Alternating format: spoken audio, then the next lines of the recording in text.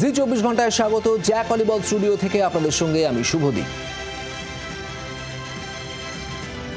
শুরু করছি 3টে 3 মিনিট 3 খবর।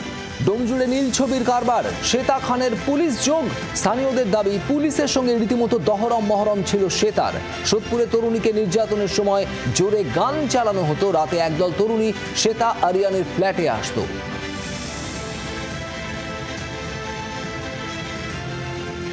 2021 সালে শ্বেতা খানের মেয়ের অস্বাভাবিক মৃত্যুর ঘটনা ঘটে এবং এই মৃত্যুর ঘটনার পর তিনি বাঁকড়া তদন্ত কেন্দ্রে অভিযোগ দায়ের করেছিলেন এবং তিনি যেটা জানিয়েছিলেন যে এই মৃত্যুর ঘটনার জন্য তার মেয়ের পরিচিত বন্ধু বান্ধবরাই জড়িত রয়েছে। আর সাম্প্রতিককালে যে ঘটনা ঘটে গেল তারপর সেই অভিযুক্তদের মধ্যে একজনের বাবা তিনি যেটা অভিযোগ করেছেন সেটা একেবারেই চাঞ্চল্যকর অভিযোগ। তিনি জানিয়েছেন যে শ্বেতা খানের মেয়ে তার ছেলেকে জানিয়েছিল মৃত্যুর আগে যে তাকে তার মা নোংরা পথে নামাতে চাইছে, বারবার তাকে চাপ দেওয়া হচ্ছে এবং সে কারণেই এই অস্বাভাবিক মৃত্যুর ঘটনা ঘটেছে বলে নাজিরগঞ্জের ওই ব্যবসায়ী তিনি পরিষ্কারভাবেই অভিযোগ করেছেন। এবং পাশাপাশি তিনি আরও জানিয়েছেন যে তার ছেলেকে ফাঁসানো হয়েছিল এবং তার কাছে 1 কোটি টাকা চেয়ে ব্ল্যাকমেল করেছিলেন শ্বেতা খান। সেই টাকা তিনি দেননি বলেই তার ছেলেকে ফাঁসানো হয়েছিল, এমন অভিযোগ তিনি করেছেন। জি 24 ঘন্টার জন্য দেবব্রত ঘোষ, হাওড়া। সোদপুরে নির্যাতিতাকে অত্যাচারের সময় তারস্বরে গান চালানো হতো। রাত হলেই একদল তরুণী শ্বেতা আরিয়ানের ফ্ল্যাটে আসতো, থাকতো কয়েকদিন। ফ্ল্যাটে রীতিমতো সেক্স র্যাকেট চালানো হতো দাবি স্থানীয়দের। যখন যা অত্যাচার হতো মেয়েটার উপরে সবসময় মিউজিক গম গম করে 2-3টে বক্স, মানে আপনি বাইরে থাকলেও বুঝতে পারবেন না, মানে পাশের বাড়িতেও বুঝতে পারবেন না যে কি হচ্ছে বাদরে, এত জোর চলছে। মানে পাশের বাড়িও মানে বুঝতে পারেন যে কি হচ্ছে অত্যাচার ভেতরে। মেয়েটা কি মুখ খুলতো না, মানে বাইরের মেয়ে একদম মানে হ্যাঁ রাত্রিরে অনেক মেয়ে আসতো, জিজ্ঞাসা করলে বলতো আমার ছোট মেয়ের বন্ধু ওটা সেটা বলতে করে কাটিয়ে দিত। হ্যাঁ সেক্স র্যাকেট তো প্রত্যেকদিন রাতে অনেক ছেলে আসতো, বাইক এখানে 4 চাকা ওখানে রাখে, সোজা ডাইরেক্ট চলে আসতো এর উপরে। আমার আছে বান্ধবী আছে, ফুলটুসি আর কি বলতো যে আমার বান্ধবী আছে, নিয়ে এসেছি, রাত্রিরে আবার ঠেকে না এখানে রেখেছি। 2-3 দিন ধরে কাটাতো।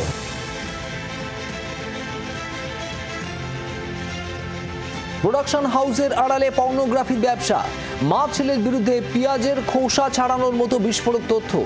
আরিয়ান খান এবং শ্বেতা খানের সঙ্গে এবার বিদেশ যোগ, বিদেশেও ছিল তাদের অবাধ যাতায়াত। সূত্রের খবর, শ্বেতা খানের সঙ্গে ব্যাংককের একটা সম্পর্ক ছিল বলে সূত্রের খবর। ব্যাংককে কাদের সঙ্গে গিয়েছিলেন, কেন গিয়েছিলেন, অভিযোগ উঠেই মা আর ছেলে কি বিদেশে চলে গেলেন? এখনো পর্যন্ত কেন গ্রেপ্তার করা গেল না কীর্তিমান মা ছেলেকে? সূত্রের খবর অনুযায়ী শ্বেতা খানের সঙ্গে কিন্তু একেবারেই বিদেশের যোগ ছিল, এমনটাই কিন্তু উঠে আসছে যে বিদেশে তিনি বহুবার গিয়েছিলেন, বিশেষ করে ব্যাংককে তিনি কিন্তু বহুবার গিয়েছিলেন। কি করতে গিয়েছিলেন, তিনি কি শুধু ঘুরতে গিয়েছিলেন নাকি অন্য কোনো কাজে গিয়েছিলেন, এমনও কিন্তু কথা উঠে আসছে যে ব্যাংকক যোগ।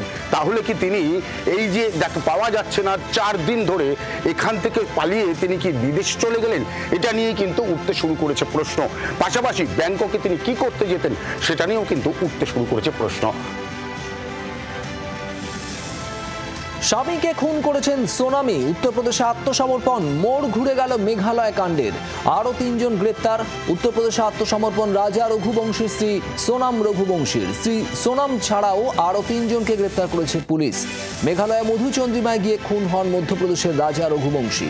হত্যাকাণ্ডের পর থেকে তার স্ত্রী সোনামের খোঁজ পাওয়া যাচ্ছিল না। অবশেষে উত্তরপ্রদেশে আত্মসমর্পণ করলেন সোনাম রঘুবংশী। খুনের ঘটনায় জড়িত সন্দেহে আরও 3 জনকে গ্রেপ্তার। धन्यवाद है जो मिल गई है, तो लेकिन क्या ये तो वो भी दुख है और ये भी दुख है। अभी तो राजा के कातिल का भी पता पड़े।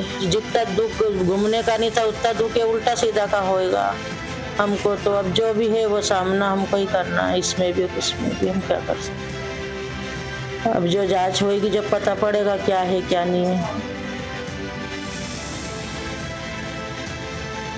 চোপড়ায় বিয়ের আগেই খুন তরুণী, আত্মসমর্পণ হবু স্বামীর। চাঞ্চল্য লক্ষ্মীপুরে চা বাগান থেকে যুবতীর রক্তাক্ত মৃতদেহ উদ্ধার হয়। খুন করা হয়েছে বলে অভিযোগ পরিবারের। দোষীদের শাস্তির দাবিতে বিক্ষোভ দেখান বাসিন্দারা। স্থানীয় যুবকের সঙ্গে সম্পর্কে ছিলেন নার্গিস পারভিন।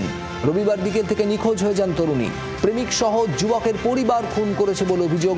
চোপড়া থানায় লিখিত অভিযোগ দায়ের করেন মৃতার বাবা। কালকে আমার যদ্রাগত লক্ষ্মীপুর অঞ্চলের যদ্রাগত গ্রামে একটা মহিলার কথাবার্তা হয়েছিল। বিয়ের কথাবার্তা হয়েছিল, 1 লাখ টাকা দেওয়া হয়েছিল। অলরেডি 2 দিন থেকে মেয়েটাকে ওর বর নিয়ে গিয়ে কালকে বলে মারপিট করে মারা করে দিয়েছে। কোথায় হয়েছিল বিয়ের কথা? বিয়ের কথা হয়েছিল কলোনিতে, কলোনি মুন্সিগঞ্জ এরিয়াটা। ডেড বডি কোথায় পাওয়া গেছে? ওটা ডেড বডিটা পাওয়া গেছে গ্রাম এলাকা থেকে। চা বাগান থেকে? হ্যাঁ, চা বাগান থেকে পাওয়া গেছে। চোখ রাঙাচ্ছে করোনা। 15 দিনে 4000 লাভ। দেশে করোনা আক্রান্তের সংখ্যা 6000 পার। সংক্রমণের তালিকায় 3য় স্থানে পশ্চিমবঙ্গ। দেশে আরও চড়া হলো করোনার গ্রাফ। ইতিমধ্যে কেন্দ্রীয় স্বাস্থ্য পরিবার কল্যাণ মন্ত্রকের তরফ থেকে যে রিপোর্ট প্রকাশ করা হয়েছে সেখানে দেখা যাচ্ছে বিগত 24 ঘন্টায় করোনা আক্রান্তের সংখ্যা 6133 থেকে বেড়ে 6491 জন হয়েছে। ইতিমধ্যেই দেখা যাচ্ছে যে পরিসংখ্যান রয়েছে, যে পরিসংখ্যানের ক্ষেত্রে প্রথম স্থানে রয়েছে কেরালার স্থান, প্রায় 1900-র উপরে আক্রান্তের সংখ্যা কেরালাতে। দ্বিতীয় স্থানে রয়েছে গুজরাটে আক্রান্তের সংখ্যা 800-র উপরে। বাংলার স্থান একেবারে 3য় স্থানে রয়েছে। ইতিমধ্যেই 700 অতিক্রান্ত হয়ে গিয়েছে। রাজ্য স্বাস্থ্য দপ্তর সূত্রের খবর। চিকিৎসকদের তরফ থেকে করোনা বিধি মেনে চলার জন্য জানানো হচ্ছে প্রত্যেকটি মানুষকে। ক্যামেরা পার্থ পালের সঙ্গে অয়ন শর্মা, জি 24 ঘন্টা, কলকাতা। গ্রেপ্তারির পর 5 দিন পার। জালে মূল অভিযুক্ত শাহেন শাহ। নির্যাতিত নাবালকের হদিশ নেই এখনো। অভিযুক্তরা হেফাজতে রয়েছে 5 দিন হয়ে গেছে। এখনো পর্যন্ত রবীন্দ্রনগরের কারখানায় যে নাবালক কাজ করত তার কোনো রকম কোনো হদিশ নেই। অভিযুক্তরা তদন্তকারী অফিসারদের কাছে জানাচ্ছেন তারা জানেন না নাবালক কোথায় রয়েছে, এবং একই সঙ্গে তাদের দাবি যে গত শনিবার দিনকে কারখানা থেকে সকালবেলা বাথরুম যাওয়ার নাম করে ওই নাবালক পালিয়ে গেছে এবং তার পরিবার পরিজনের সদস্যরা এই নাবালককে লুকিয়ে রাখতে পারে তাদেরকে ফাঁসানোর জন্য। কিন্তু গোটা বিষয়টা নিয়ে এখনো পর্যন্ত ধন্দে রয়েছেন তদন্তকারীরা। তার কারণ হচ্ছে এই অভিযুক্তদেরকে লাগাতারভাবে জেরা করা হচ্ছে। কোনো অভিযুক্ত সাধারণত যারা অত্যন্ত কুখ্যাত দুষ্কৃতী তারাও 5 দিনের লাগাতার জেরায় ব্রেক করে যায়, কিন্তু এখানে দাঁড়িয়ে অভিযুক্তরা একই দাবি করে যাচ্ছে। ফলে যদি ওই নাবালক ওই কারখানা থেকে পালিয়ে গিয়ে থাকে তাহলে নাবালক কোথায়, এই প্রশ্নের উত্তর এখনো নেই। ক্যামেরা পার্সন রানার সঙ্গে পিয়ালি মিত্র, জি 24 ঘন্টা, কলকাতা। এসএসসির নিয়োগ নিয়ে নতুন বিজ্ঞপ্তি চ্যালেঞ্জ করে মামলা। শুনানির জন্য আদালতে দৃষ্টি আকর্ষণ মামলাকারীর আইনজীবীর। আগামী মাসের শুরুতে কলকাতা হাইকোর্টে শুনানির সম্ভাবনা। সুপ্রিম কোর্টের নির্দেশের পর ইতিমধ্যে এসএসসি তারা কিন্তু বিজ্ঞপ্তি প্রকাশ করেছে নিয়োগের জন্য। সেই নিয়োগের বিজ্ঞপ্তি এবং রুল বদলকে চ্যালেঞ্জ করে ইতিমধ্যে কলকাতা হাইকোর্টে মামলা হয়েছে। যেই মামলাতে আজকে মামলাকারীর আইনজীবী ফেরদৌস শামীম এবং অন্যদিকে হচ্ছে তরুণজ্যোতি তিওয়ারি তারা কিন্তু দৃষ্টি আকর্ষণ করে বলেছেন যে এই মামলার আর্জেন্ট হিয়ারিং চাই। কলকাতা হাইকোর্ট এই মামলাটি গ্রহণ করেছে। জুলাই মাসের প্রথমার্ধে অর্থাৎ প্রথম সপ্তাহ থেকে এই মামলাটা শুরু হবে, যেখানে কিন্তু মূল বিজ্ঞপ্তিকে চ্যালেঞ্জ করা এবং যে রুল বদল সেটাকে কিন্তু উল্লেখ করেই এই মামলাটি হবে। যে কেন 2016-কে রুল বদল করা হলো, এই 16 রুল বদল করার মধ্যে দিয়ে কিন্তু সুপ্রিম কোর্টের নির্দেশের অবজ্ঞা করা হয়েছে। সুপ্রিম কোর্ট কোথাও বলেনি যে রুল বদল করতে হবে, কিন্তু সেই রুল বদল করা হয়েছে। অর্থাৎ সম্পূর্ণ কিন্তু সুপ্রিম কোর্টের নির্দেশ অবজ্ঞা করেই এই বিজ্ঞপ্তি প্রকাশ করা হয়েছে।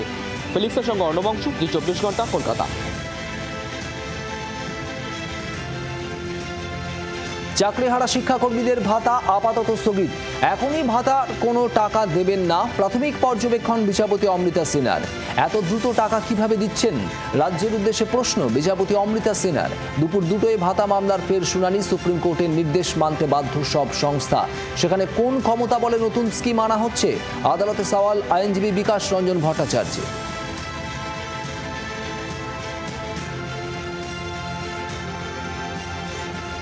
আসফাকুল্লাহ দেবাশিসের পর আদালতের দ্বারস্থ অনিকেত মাহাতো বদলির বিজ্ঞপ্তিকে চ্যালেঞ্জ করে মামলা অনিকেত মাহাতোর। আগামী বৃহস্পতিবার কলকাতা হাইকোর্টে মামলার শুনানি। দুজন জুনিয়র চিকিৎসক বদলি নিলেও অনিকেত বদলি নেয়নি।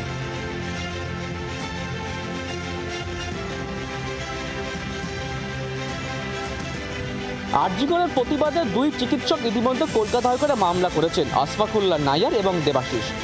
সেই জায়গায় দাঁড়িয়ে এবার আরেকজন অনিকেত মাহাতো তিনিও মামলা করলেন, যিনি ইতিমধ্যে কিন্তু ট্রান্সফার অর্ডার মানেননি, তিনি কিন্তু স্টাইপেন্ডও নিচ্ছেন না।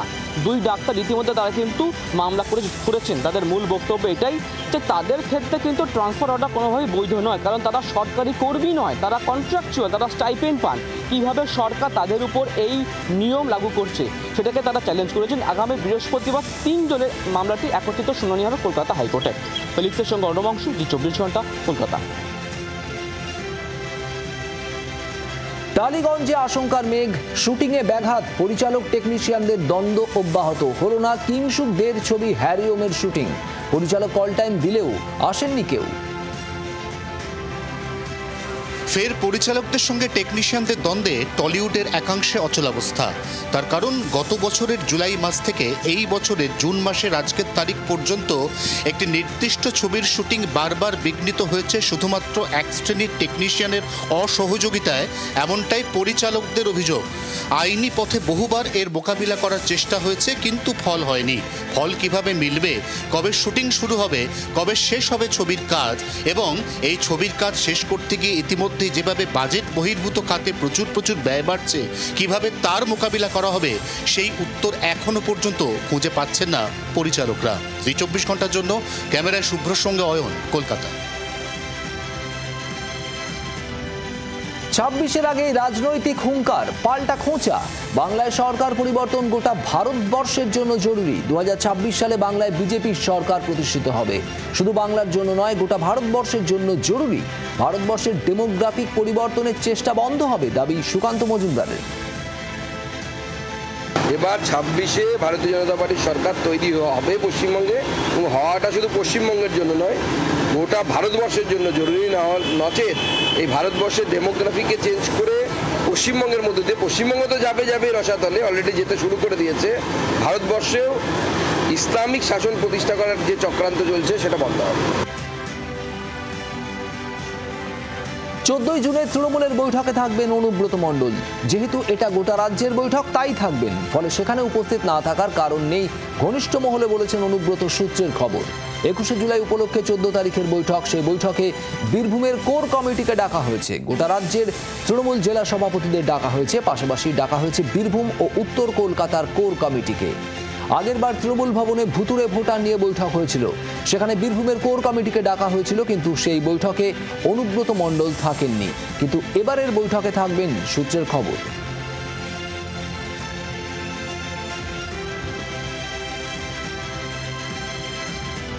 জেপি নাড্ডার নিশানায় ইউপিএ সরকার।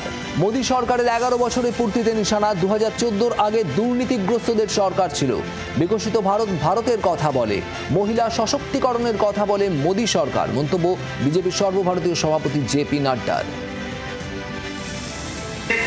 महिलाओं के लिए विशेष करके ध्यान दे करके वुमेन लेड गवर्नमेंट, वुमेन को आगे रख करके बढ़ाने का काम करना, यह काम भी हमारी सरकार ने बखूबी किया है। और जब हम ये वुमेन की बात करते हैं, फिर हेल्थ केयर सेक्टर में आप ले लीजिए, right from conception to delivery, फिर डिलीवरी के बाद vaccination, all programs have been taken by government of India, all programs का। इसरो में भी जब तस्वीर आई, जब चंद्रयान पे उतरा था, तो सबसे ज्यादा आपको वहां पर साइंटिस्ट महिलाएं दिखी थी।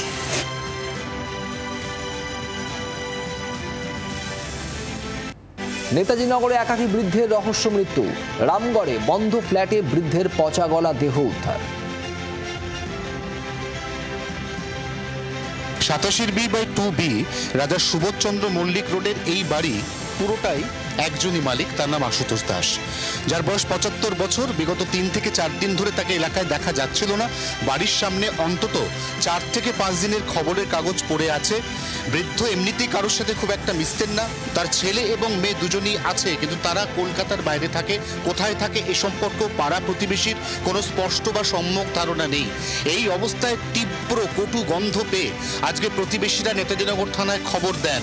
পুলিশ এসে এই বাড়ি, যার 3 তলায় ওই বৃদ্ধ থাকতেন, তার দেহ সেখান থেকে উদ্ধার করে, এবং এই মুহূর্তে পুলিশ এই গোটা বাড়িটি সিল করে দিয়ে গেছে। এই বাড়িতে কোনোভাবেই কেউ ঢুকে যাতে কোনো এভিডেন্স ট্যাম্পার না করতে পারে, সেজন্যই এই গোটা বাড়ি সিল করে দেওয়া হয়েছে। জি 24 ঘন্টার জন্য ক্যামেরায় শুভ্রর সঙ্গে অয়ন, কলকাতা। জি24 ঘন্টা সুপার এক্সক্লুসিভ হাসিনা ঘনিষ্ঠ, শীঘ্রই দেশে ফিরছেন হাসিনা, দাবি সাদ্দাম হোসেনের। চ্যাম্পিয়নের মতো বাংলাদেশে ফিরতে চলেছেন হাসিনা, গোপন ডেরা থেকে জি24 ঘন্টার সঙ্গে কথা সাদ্দামের। সাদ্দাম হোসেন আওয়ামী লীগের ছাত্র সংগঠনের সভাপতি। বাংলাদেশের জনগণের সরকারই প্রতিষ্ঠিত হবে, দাবি সাদ্দামের। আগামী এপ্রিলে কোনো ভোট হবে না, ওটা প্রহসন। বাংলাদেশ ঘাঁটিতে পরিণত করছে লস্কর আনসারুল্লাহরা। ভারতকে বন্ধু বলে ইউনেসকে ক্ষমতালোভী বলে তোপ, সেনাবাহিনীর উপর ভরসা আছে বলে মন্তব্য সাদ্দামের। বাংলাদেশে উগ্রবাদ বাড়ছে, সরকারি পৃষ্ঠপোষকতায় দণ্ডপ্রাপ্ত যারা জঙ্গি গোষ্ঠী তারা মুক্তি পাচ্ছে, তারা কর্মকাণ্ড পরিচালনা করছে। পাকিস্তান ভিত্তিক বিভিন্ন সংগঠন যারা জঙ্গিবাদী কর্মকাণ্ডের সঙ্গে সম্পৃক্ত তারা তাদের কর্মকাণ্ড পরিচালনা করছে। তো বাংলাদেশের যে চ্যালেঞ্জ রয়েছে, জনগণের সামনে কোনো বিকল্প নেই। বাংলাদেশের জনগণের সামনে একটাই বিকল্প, সেটা হচ্ছে দখলদার সরকারের বিদায়, এবং সেটির মাধ্যমে গণতান্ত্রিক পথে প্রত্যাবর্তন করাই বাংলাদেশের জনগণের সামনে একমাত্র বিকল্প। বাংলার আওয়াজ, বাঙালির আবেগ, জি24 ঘন্টা।